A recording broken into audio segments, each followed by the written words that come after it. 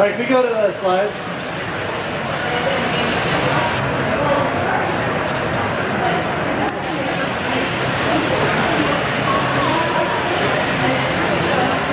How's everybody doing? You are an attractive group of people. Welcome. My name is Jake Spurlock. I am a web developer for Make Magazine. Has everybody heard of Make? Yay! Who's heard of Maker Faire? Yay! We're all really glad you could be here today. Last year I went to Google I/O and they had these blocks of glass that you could sign up for. And so I signed up for the Google I/O Explorer program.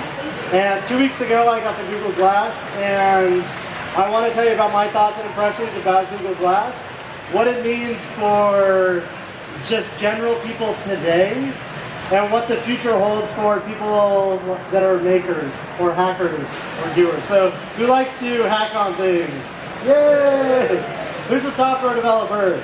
Yay! All right, well, anybody can do Google Glass. The cool thing about Google Glass from a developer point of view is that it's totally based on open web technologies.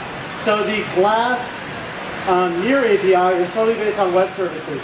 So if you are familiar in developing in PHP or Java or Python, there's a whole bunch of really easy sample libraries with more like ASP.NET and other web technologies coming. So, like I said, my name is Jake Spurlock. I'm @YSJake on Twitter, Facebook, Google+, JakeSpurlock.com. And I said already, but I'm a web developer at Make. I'm a geek, a maker, a dad. Hi, Rush. Everybody say hi to Rush. Rush is my son, and my nerd level currently is 3043. Anybody beat me? Nobody? Someone might try. So first off, what is Glass? Glass is a new hardware and software technology from Google.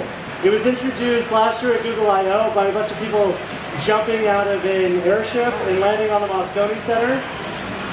But the general gist is that it's an Android phone in a wearable heads-up display interface. So it uses this prism right here. Images are projected onto the prism, and you can interface with it using your voice and also using a touchscreen that's here on the side of the glass. And I'll show you a little bit more later. So what is possible?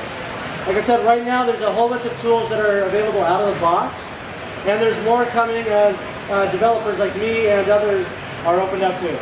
Last week was Google I/O, and they said on Thursday that they released 2,000 pairs of Google Glass to Google developers that are part of the Explorer program, and that they will be releasing 8,000 more pairs of Google Glass in the near future. And I've heard from some that are targeting like a holiday release or maybe sometime next year that this is a viable consumer product. So right now, they are crazy expensive. These are $1,500, but I look at it a lot like if you were to get an Xbox 360 developer unit or a Wii developer unit, you'd pay something along those same lines, even though you could get a Wii or a 360 a lot cheaper than that as a consumer. So, the glass, like I said, it's a titanium frame. It's really light. What a lot of people ask me is to say, is it comfortable to wear? And the answer is it's very comfortable. It's very light. It's just like wearing a pair of glasses like many of you are wearing right now. Except it has a battery pack and cellular, or not cell, but Wi-Fi and all that, Bluetooth. So there's a bunch of different things you can do. One of them is you can do text messages. And this is how I like to envision my day starting every day. Lacing up on the mountain and texting someone, I'll race you to the bottom, and that person says to their heads-up display, haha, I will totally beat you. But you can do text messaging. Google has a great voice dictation software. So you just tap, dictate a message, pick who it's going to, and then send the message. Let's skip that slide. It does come with tinted shades, which are pretty awesome if you like to look like RoboCop. The next slide, there we go. One of the other options is you get turn-by-turn directions. And what a lot of people ask is, well, do you wear them while you're driving? My wife wishes I wouldn't, but I do all of the time. And it's actually very nice. If you notice, like my normal eyesight, the glass is not in my normal eyesight. I have to actually kind of look up to actually see what's projected into the Google Glass. And so when you're getting like turn-by-turn directions, it actually is a really great way because you can look down the road and it's like looking at a GPS device that will be mounted like where your rear view is. You can also, this is integrated with Google Now.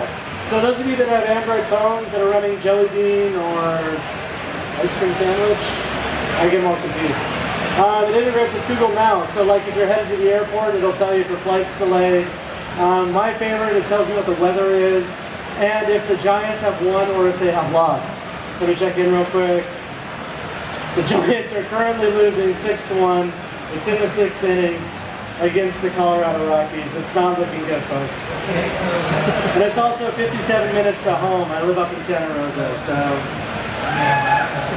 For Santa Rosa, North Bay represent. My favorite part is it takes really kind of cool, candid pictures. So as you are spinning your child around, you can say, okay, Glass, take a picture, and it'll take a picture of your child. Or whoever else you may be swinging around, your grandmother perhaps. You can also Google a question. So in this case, okay, Glass, Google, how long is the Brooklyn Bridge? Google will give you a response and say it is 5,988 feet long. Or you could say, what is half a pound in Spanish? Or my favorite, Google, pictures of Maker Faire. But I kind of lied in that last statement because my favorite thing to Google is Google pictures of cats. Because it's the coolest technology product in the world and we use it to fight with people on the internet and look at pictures of cats. That's what the internet's for. Next slide. It also has a video camera. So if you happen to do a lot of ballet, you can also record your partner as you dance with them. Or whatever else you might do with a video camera. Like today, has anybody seen the Whiskey Dome? Whiskey Dome in South Lot? It's like my favorite thing here. Mike Solari, or Slolari as he goes by, as he was pedaling around the Whiskey Dome today, I took him off and handed him to him while I was recording some video. And if we can get it to work, I'll show you in just a second. Now, like I said, there's a lot of like consumer-oriented things, but I wanted to take this presentation and talk about how we, as hackers, makers, doers, and makers of things, might use Google Glass. So the first thing is there's an API. The web services API it's called the Mirror API. And the Mirror API uses simple web services, JSON, push or put requests to send data to the glass. So this is useful. Let's say you have a really cool website like makescene.com. What you could do is you could send blog posts into Google Stream, into the Google Glass card stream.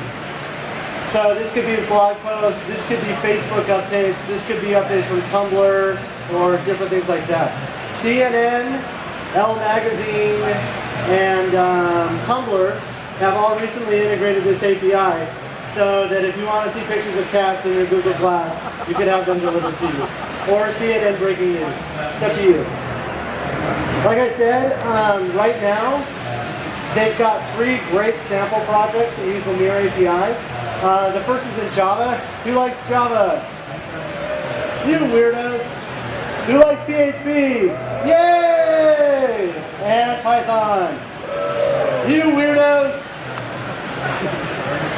All of those projects are there, great sample code, and really they just require a web server, and you can get started with the Glass API.